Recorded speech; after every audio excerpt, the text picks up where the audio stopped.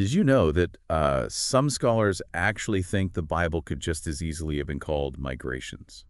That's a striking thought, isn't it? It really shifts your perspective on the scriptures. It does. Imagine that first, well, banishment from Eden Hmm, as also the very first diaspora. It's pretty profound when you frame it like that. absolutely. And when you look through that lens, this simple idea of people moving well, it underpins so much of our understanding of faith right from the start. Exactly. And that's what we're diving into today, this deep and often, surprising link between migration and the history of Christianity. It really is amazing how interwoven they are. We're drawing a lot from Andrew F. Walls's work here. Right. And thinking about today, I mean, migration is such a huge global thing. Understanding this history might give us some fresh perspectives on, well, current events and how faith is evolving. For sure. I think there are some real aha moments waiting for us as we get into this. Definitely. Our main source is Wall's chapter, Mission and Migration, the diaspora factor in Christian history. He really digs into how moving people, forced or voluntary, has shaped and, been shaped by Christian faith. Okay, so where do we start? Right at the beginning, the Bible itself. Let's do that. Yeah. Because it seems migration isn't just like a footnote, it's a major theme. Oh, absolutely. Just look at Genesis. It's packed with migration stories. You've got Adam and Eve kicked out, Okay, wandering. the whole Tower of Babel dispersal, Abraham's massive journey from Mesopotamia. Jacob running away, then coming back. And then, of course, Joseph and his brothers heading down to Egypt. It's just theme after theme right from page one. It really feels like the human story is fundamentally one of movement. And what struck me was the variety of reasons people were moving, even back then. That's a really key point Walsh makes. He argues that almost every type of migration we can think of is, represented right there in the early scriptures. Like what specifically? Well, you've got fugitives, like Jacob running from Esau, slaves, like Joseph being transported, famine victims, Joseph's brothers looking for food, Right. but also people who are basically migrant workers, refugees, traders, invaders, prisoners of war, deportees, Mhm. even returnees. It's surprisingly comprehensive. Wow. It really is. And Walls points out this interesting split, doesn't he? Like migration as punishment, but also migration as redemption. Yes, that's a crucial distinction he draws. He talks about the Adamic migration, that's the punitive kind. It represents disaster, loss, being pushed out. Like Adam and Eve. Exactly. Or later, Israel's exile. It's migration born out of tragedy or wrongdoing, displacement and suffering. So it's almost like a consequence. In that model, yes. Yeah. But then you have the flip side, the Abrahamic migration. This is totally different. How so? Abraham isn't kicked out. He gets a divine call to leave his settled life. He's promised a future, a people, a land. He becomes this nomadic figure, what Walls calls a perennial migrant. Meaning, always on the move. Kind of, yeah. His identity is tied to that movement. And Walls suggests it's because he's outside settled land, away from the local gods, that he has these direct encounters with God. That's fascinating. God meeting him on the journey, not in a fixed temple, it sort of turns things on their head. It really does. And later Israelites even looked back on that nomadic period almost nostalgically. They acknowledged their ancestor was a wandering Aramean. And this Abrahamic model, the faithful migrant, carries right into the New Testament, doesn't it? Absolutely. Paul in Romans, the writer of Hebrews, they hold up Abraham as the prime example of faith, someone trusting promises they couldn't fully see yet. And they even use words like diaspora, scattered people, and refugees to describe Christians living in the world. It shapes their whole identities, people kind of passing through. Precisely. Philippians 3.20, 1 Peter. It's all there. Okay, so it's foundational in the texts. How did this actually fuel the spread of Christianity historically? Right. Moving from theology to history. Well, one major factor was the existing Jewish diaspora. These communities were already spread across the Roman Empire and beyond. So they created a kind of network. Exactly. And not just a network, but also, you could say, prepared ground. You had Gentiles, non-Jews, who were already drawn to the God of Israel, hanging around the synagogues. The God-fearers we've read about. Right. So when Paul and Barnabas show up in Acts, where do they start? The synagogue. It's the natural entry point. So these Jewish migrant communities unintentionally paved the way. In a sense, yes. Then there's migration driven by, well, less happy reasons, persecution. Like after Stephen's stoning in Jerusalem. Exactly. Christians scattered. It wasn't a planned mission trip, but look what happened. Philip ends up in Samaria, talks to the Ethiopian eunuch. Big cross-cultural leaves. Huge. And some flee all the way to Antioch and start talking to Gentiles there. And Antioch becomes this major hub, the main sending church for missions, all sparked by forced migration. It's that pattern again, hardship leading to unexpected expansion. Wells gives another example. Dionysius, the bishop of Alexandria, he gets exiled by the Romans to this remote oasis. Terrible, It's right? awful. But it turned into this amazing opportunity for him to minister and evangelize there.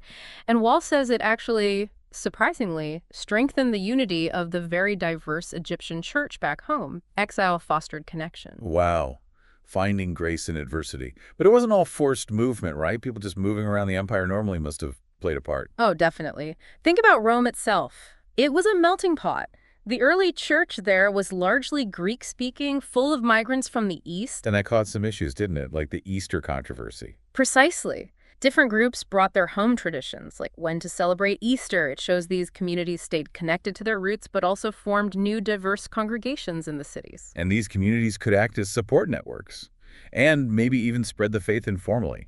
For sure. Someone moves for work, connects with fellow Christians from back home, maybe brings along an interested friend. It's organic growth alongside the more formal mission. Right. It's not just about the big names, but everyday people moving. And don't forget the Goths. That's an incredible story.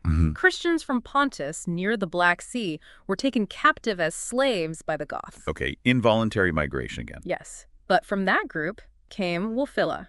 He becomes a Christian leader, translates the Bible into Gothic. Essentially, a whole people group starts to embrace Christianity because of these captives. That's extraordinary. From slavery to scripture translation and conversion. It really shows how unpredictable the effects of migration could be. Okay, so let's look beyond the Roman world. What about the Church of the East? Yeah, how did migration factor in there? Yeah. They spread incredibly far, didn't they? They really did. Across Persia, Central Asia, along the Silk Road to China, even reaching India and Sri Lanka by sea routes. Wow, what drove that? Walls points to both persecution Christians fleeing hostile rulers in Persia, for example, and what he calls missionary migration. Meaning people moved specifically to spread the faith, or just brought it with them? Probably both. You had dedicated monks and bishops, yes, but also trading families and communities moving for economic reasons, carrying their faith, setting up churches where they settled. Trading diasporas and missionary diasporas often overlapped. So faith traveled along with commerce on the Silk Road. Seems like it. But Walls also adds a caution. Migration was a double-edged sword for them. How so? While this kind of smaller-scale movement helped them expand later on, large-scale invasions and movements of nomadic peoples were actually a major factor in the Church of the East's decline, nearly wiping it out in some areas. Ah, so the type and scale of migration mattered hugely. It wasn't always positive for growth. Exactly, a very important nuance. What about Africa? We mentioned Dionysius in Egypt, but what about further south, like Ethiopia? Well, interestingly, migration from South Arabia into Ethiopia seems to have influenced the development of their unique script, Gaze. The writing system. Yes, which became vital when Ethiopia, or the Kingdom of Aksum, adopted Christianity in the 4th century. And how did that start? Again, involuntary migration. Don't tell me slaves are captives. You got it. The traditional story involves Frumentius and Odysseus, two young Syrian Christians shipwrecked or captured, ending up in the royal court of Aksum. And they influenced the king. Eventually, yes.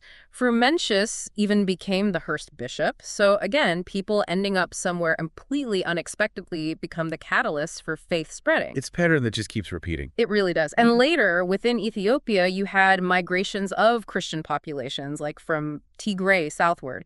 These migrant groups then faced the challenge of keeping their faith alive amidst different local traditions. Did they get absorbed?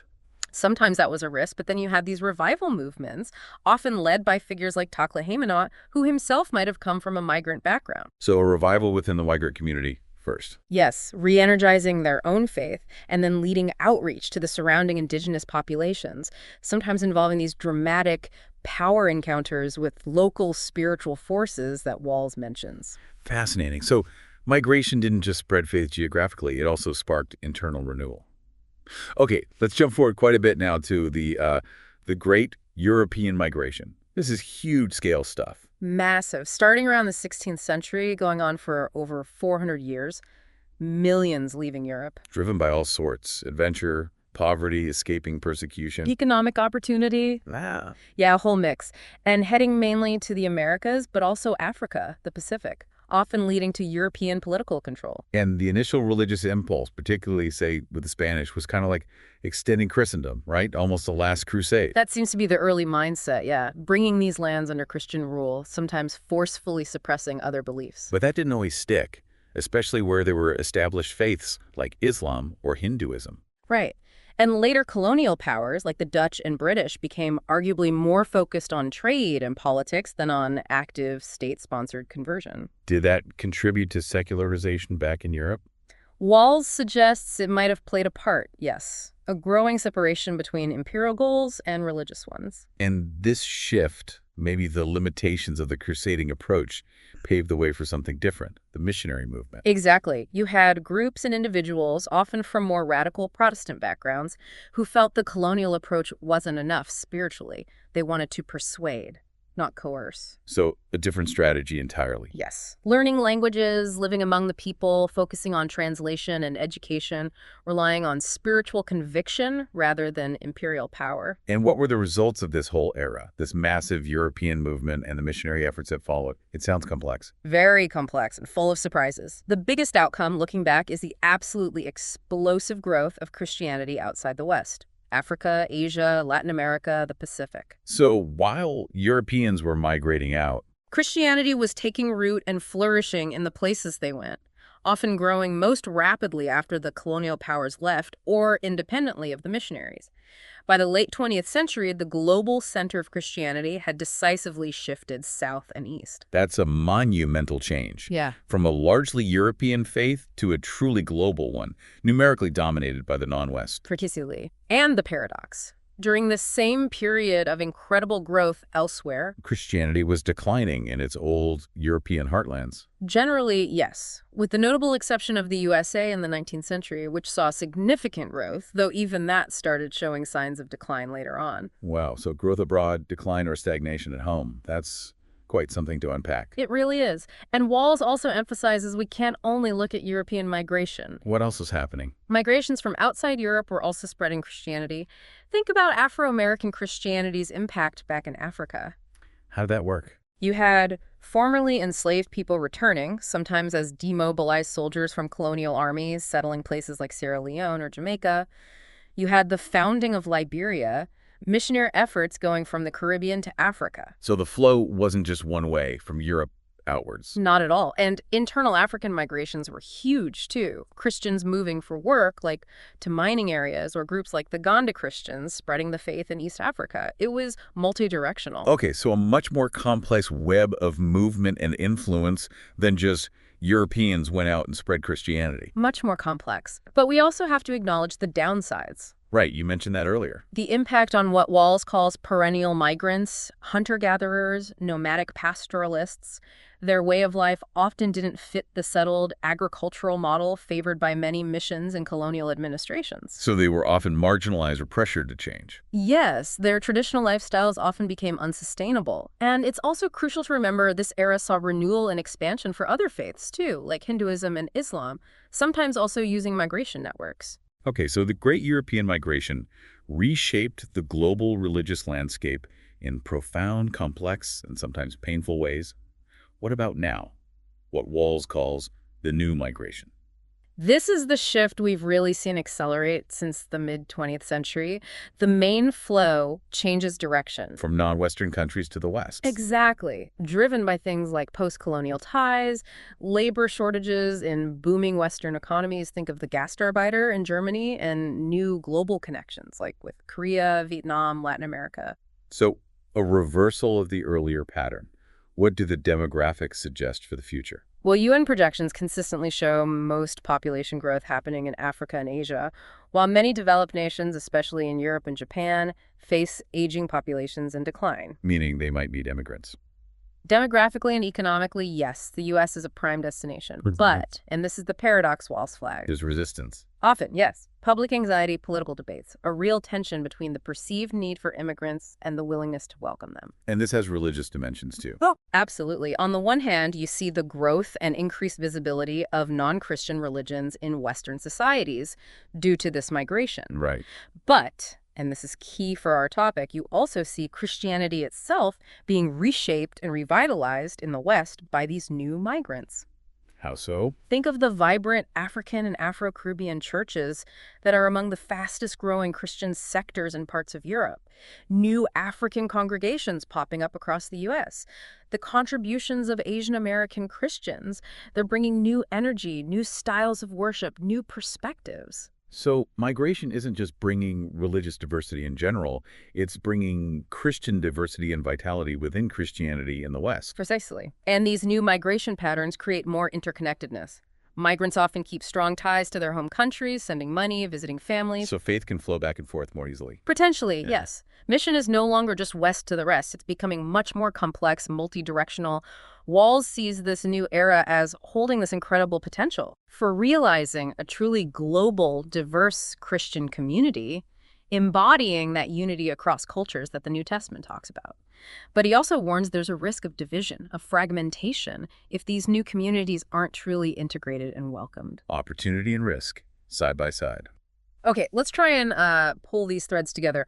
What are the big takeaways from this whole deep dive into migration and Christian history? Where I think the clearest thing is just how constant and, frankly, indispensable migration has been to the Christian story. Yeah. It's not a side issue. It's woven right into the fabric from Genesis onwards. Yeah, it's not just a factor, it's the factor, or at least one of the absolute core factors. Right, and we've seen that dual nature again and again. Migration as displacement and loss, the Adamic side. But also as opportunity, divine calling, new beginnings, the Abrahamic side. Exactly. And this dynamic has constantly reshaped where Christians are in the world and what the faith looks like in different places. Has been a relentless engine of change and adaptation. It really brings us back to that starting point. Maybe the Bible could have been called migrations. It feels earned now, doesn't it? It does. And it leaves us with some big questions for today, as people keep moving across the globe in this new phase. What new forms will Christianity take? Yeah, and how will these migrant Christian communities influence the faith, both where they settle and back in their countries of origin? It's happening right now. And maybe, given this history, what's our responsibility? How should we engage with the religious lives and experiences wrapped up in today's migration patterns? Powerful questions. Definitely gives you a lot to chew on. It puts the present moment into a much, much longer perspective. Absolutely. And if this has sparked your interest, maybe reflect on your own connections to migration, personal, family, community, and how faith fits in. Or perhaps dig deeper into the story of Christianity in a specific region, or learn more about some of these migrant faith communities. There's certainly no shortage of fascinating stories out there. It's a history that's still being written.